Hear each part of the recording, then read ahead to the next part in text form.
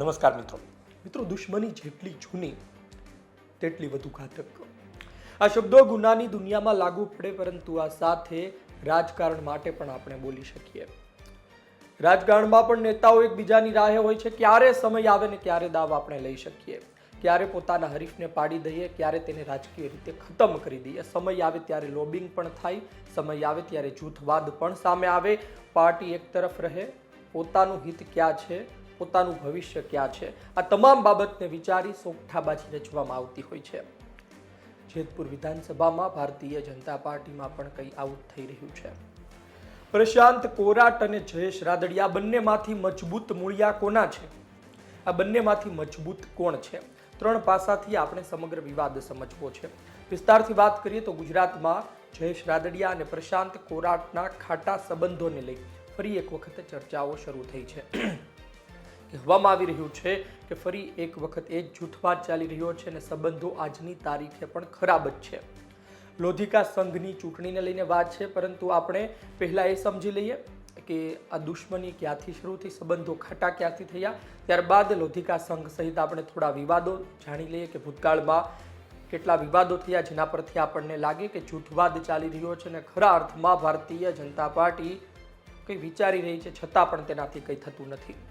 અને ત્રીજી વાત આપણે એ પણ જોઈ લઈએ કે ભાજપ શું વિચારી રહ્યું છે, વર્તમાન સ્થિતિ શું છે, સંબંધો ખાટા થવાની શરૂઆત ક્યાંથી થઈ।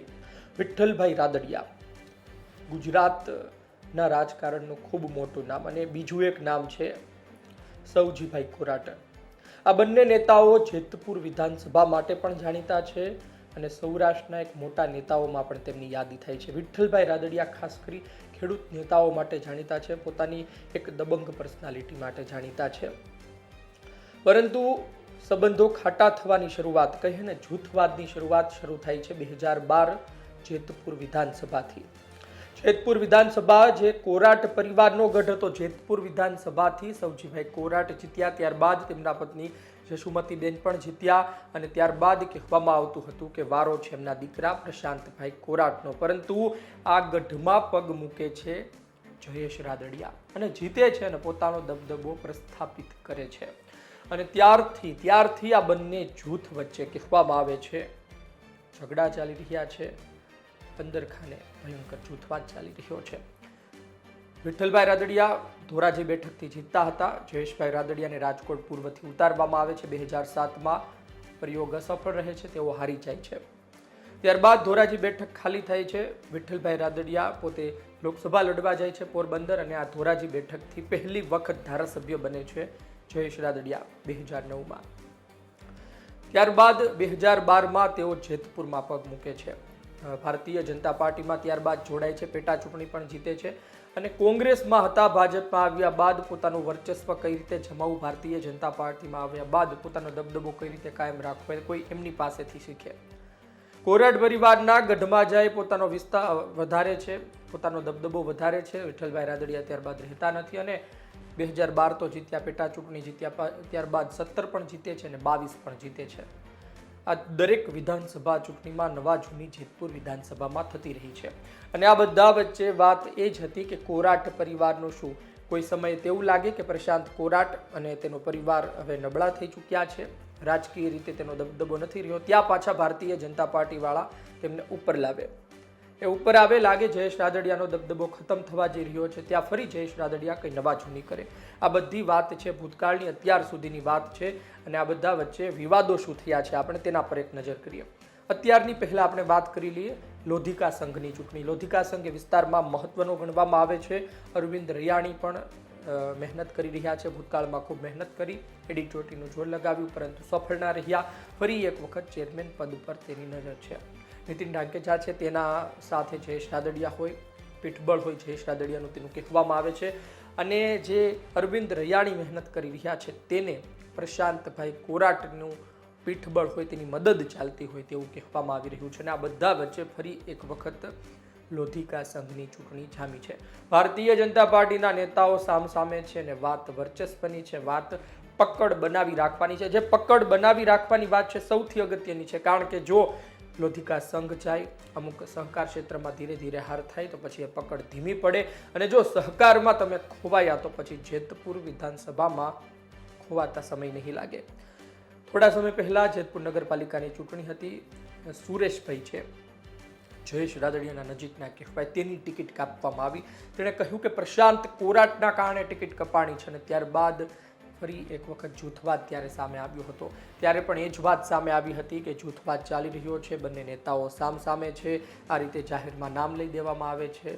પરંતુ ત્યારે એક વાત એ પણ હતી કે પ્રશાંત કોરાટ શું આ સાહસ બતાવી શકે, પ્રશાંત કોરાટ આ શું કરી શકે. પરંતુ એ વાત અત્યારે આપણને સાચી લાગે, કારણ કે તે સમયે તેવું કહેવાતું હતું કે પ્રશાંત કોરાટ ક્યાં એટલા મજબૂત છે, એમની પાસે ક્યાં એટલું મોટું પદ છે. પરંતુ ત્યારબાદ શું સમાચાર મળ્યા?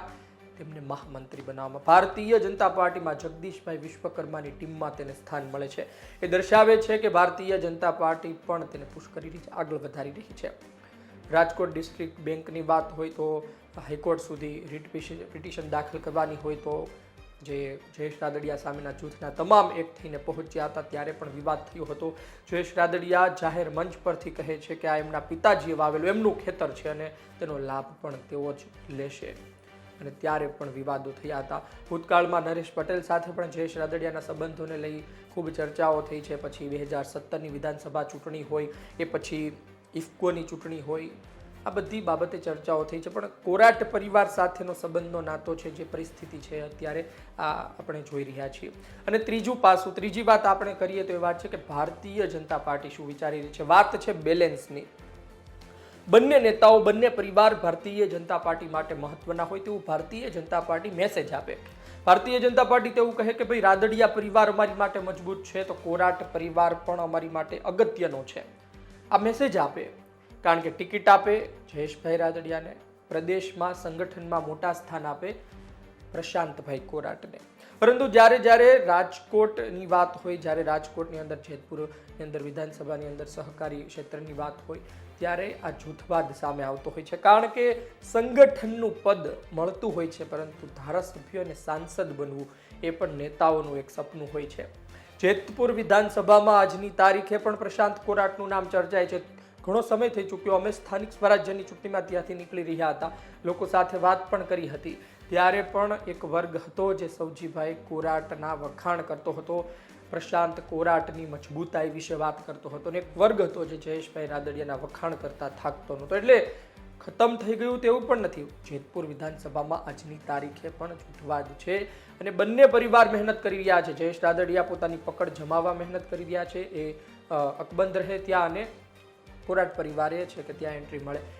જે જશુબેન છે ખોડલધામમાં, તેમની સક્રિયતા અને એમનું કામ જોતા એ પણ લાગે કે એ પણ ધીમે ધીમે કઈ પણ સંજોગે પ્રશાંતભાઈ કોરાટ જેતપુર વિધાનસભા સુધી પહોંચે, વિધાનસભામાં ચૂંટણી લડે, ધારાસભ્ય બને. તમે જુઓ કે એક વખત ટિકિટ મળે તે પછી જીતવાના ચાન્સીસ તો છે, પણ ટિકિટ મળે કે નહીં એ સૌથી અગત્યની વાત છે. અને ટિકિટ નથી મળતી તો અત્યાર સુધી તેઓ કોંગ્રેસમાં જઈને સામે પડ્યા હોય તેવા ઉદાહરણ નથી મળ્યા. એટલે વાત એ પણ અતિ મહત્વની છે. તે ચાહત, તે નક્કી કરત તો કોંગ્રેસમાં અથવા અન્ય પાર્ટીમાં જઈને ચૂંટણી લડી શકે, પરંતુ તે વફાદાર રહ્યા છે, સામે મજબૂતાઈ. તમે જુઓ, આપણે મૂળિયાની વાત કરી હતી શરૂઆતમાં, તો જેતપુરના મૂળિયા ગાંધીનગર સુધી લંબાયેલા છે, પણ મજબૂત મૂળિયા કોના છે?